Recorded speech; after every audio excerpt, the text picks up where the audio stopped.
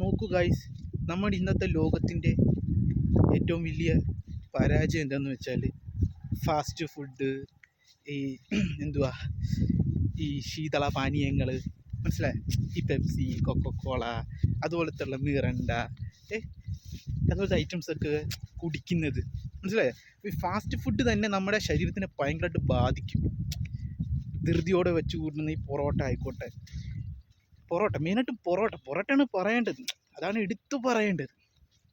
അപ്പം നമ്മൾ ഇതുപോലത്തെ ആഹാരങ്ങളൊക്കെ കഴിക്കുമ്പോൾ നമ്മുടെ ശരീരത്തിലുണ്ടാകുന്ന മാറ്റങ്ങൾ, നമ്മുടെ ഈ കൊളസ്ട്രോൾ, ഷുഗർ, പ്രഷർ, ഈ വണ്ണനെ പോലെ ഇങ്ങനെ വണ്ണം വെക്കുന്നത്, എക്സെട്രാ മനസ്സിലായോ? അപ്പം നമ്മൾ എന്താ ചെയ്യുന്നതെന്ന് വെച്ചാൽ, ആക്ച്വലി നമ്മൾ നോ പറയണം. നമ്മൾ ഈ സാധാ ചോറും കറിയിലോട്ടും ചപ്പാത്തിയും ഗോതമ്പൂട്ടും അരിപ്പുട്ടും അതുപോലത്തുള്ള അതുപോലെ നമ്മൾ കാഠിന്യമായിട്ട് നമ്മൾ കഷ്ടപ്പെട്ട് ജോലി ചെയ്യണം. ഇല്ലെങ്കിൽ നമുക്കിങ്ങനെ ശ്വാസം മുട്ടലും അതുപോലെയുള്ള കുറച്ച് കാര്യങ്ങൾ വരും. പിന്നെ തലയിൽ നിന്ന് ഒരു മിനിറ്റ് കുറച്ച് വെള്ളം കുടിക്കട്ടെ.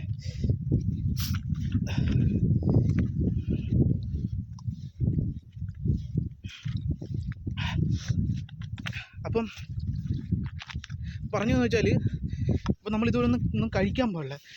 ഞാൻ ഇപ്പോൾ തന്നെ ഞങ്ങളുടെ അപ്പുറത്തെ വഹാബികളുടെ കടയിൽ നിന്ന് പൊറോട്ടയും ബീഫും കഴിച്ചു വരുന്ന വഴിയിൽ ഞാൻ കണ്ട കാഴ്ചയാണ്, പിള്ളേർ പെപ്സി കുടിച്ച് കുപ്പി വലിച്ചെറിയാണ്.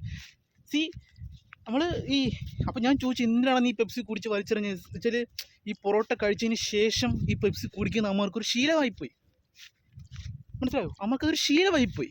ഞാൻ അങ്ങനെ പറഞ്ഞു, നിങ്ങൾ അങ്ങനെയൊന്നും ചെയ്യാൻ പാടില്ല. ഇതൊക്കെ നമ്മുടെ ആരോഗ്യത്തിന് ഹാനികരമാണ്. നമ്മുടെ ബോഡിയിൽ തളർച്ച ഉണ്ടാക്കുന്ന ഒരുമാതിരി മറ്റടുത്ത പരിപാടിയാണ് ഇതൊക്കെ. അങ്ങനൊന്നും ആകാൻ പാടില്ല. യുവതലമുറ നശിച്ചുകൊണ്ടിരിക്കുകയാണ്. സോ നമ്മൾ ഇതിനെല്ലാം പോരാടണം. ഇത് ഫുഡിനോടൊക്കെ നമ്മൾ നോ പറയണം, കേട്ടല്ലോ? എന്നുവെച്ചാൽ രുചി അല്ലെങ്കിൽ നമ്മൾ നോ പറയണം, രുചിയാണെങ്കിൽ നമ്മൾ എസ് പറയണം. അതാണ് വേണ്ടത്. സോ എല്ലാവർക്കും ശുഭദിനം തന്നെ നേരുന്നു. നന്ദി, നമസ്കാരം.